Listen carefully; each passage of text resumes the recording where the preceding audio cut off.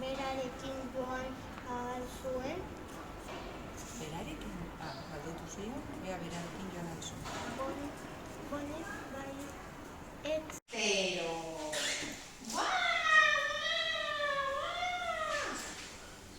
Pero tres... ¿Tienes otro bebé? ¿Tres niños? Madre mía, qué lío. ¿Qué lío? Mucho lío. Ahora le voy a contar esto. Sí, pues como estamos en el pico, Vaya, suena sorpresa y saldrá ahí. Claro. Pero hay dos partes. Hay dos partes, ahora vamos a contar. Mi hermana es una rinoceronta. ¿Sabía que demostraba así? ¿Sí? Una rinoceronta. Como la de... Bueno. A ver. Mira, no me gusta mi hermana. A esta le pasa como al hermano, que no le gusta. No se gustan. Y es una rinoceronta. Los lunes y los miércoles, al salir del cole, volvemos juntos a casa. Y mi